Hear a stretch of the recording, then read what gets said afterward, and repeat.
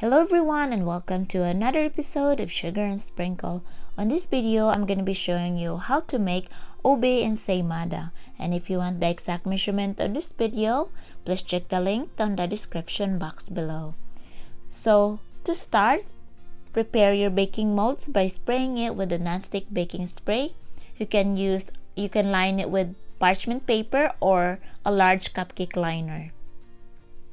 And for the ingredients, we need bread flour. You can use all-purpose flour.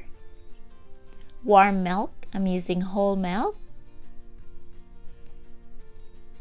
Unsalted butter, softened. Salt. Egg yolks. Granulated sugar. Instant yeast. And shortening. I'm using butter flavor shortening. And ube halaya for the filling, of course. I'm using a homemade. You can use store-bought. So into the warm milk, sprinkle a tablespoon of granulated sugar and add in the yeast, whisk that in and set it aside until it is foamy, just like this. So once it is foamy, add in a cup of bread flour and whisk that in and set it aside until it doubled in size. So into the bread flour, add in your granulated sugar and the salt and set it aside. I'll be using my bread machine to knead my dough for this. So this is what it looks like. It has doubled in size. This is now ready to mix to the rest of the ingredients. So into my bread machine bucket, I add in the butter and the shortening, the yeast and flour mixture, the flour, and lastly add in the egg yolks. So after my bread machine kneading this dough, I will leave my dough inside the bread machine bucket because it's warm in there, and about 1 hour or until it doubled in size.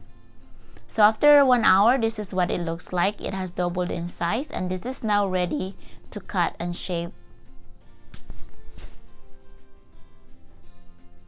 So I will be weighing my dough about 50 grams each.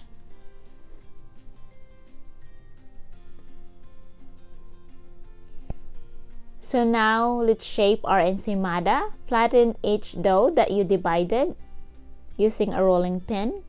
And then add in about a tablespoon of the filling. Then roll it into a log. Pinch the side and coil it, then put it into the prepared mold. So once you finish shaping your ensaymada, let it rise again for the second time for about 45 to 1 hour or until it has doubled in size.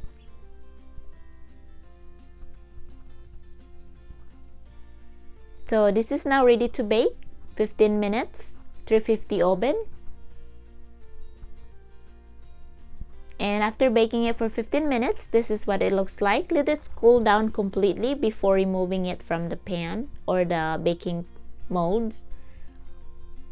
So once it is cooled down, add in your toppings, starting it with the ube first, and then sprinkle it with your favorite cheese.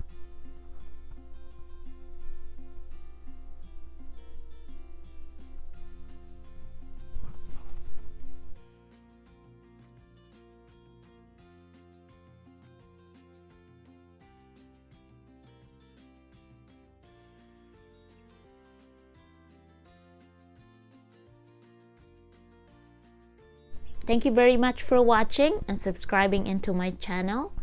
I will see you in my next video. But before I go, I want to show you how I wrap my ensaymada individually. I only use a saran wrap.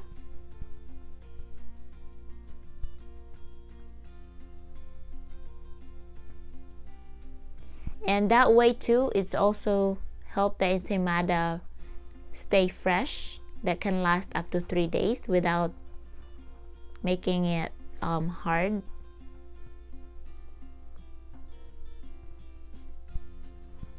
And then I want to show you, of course, the inside of the ensaymada looks like.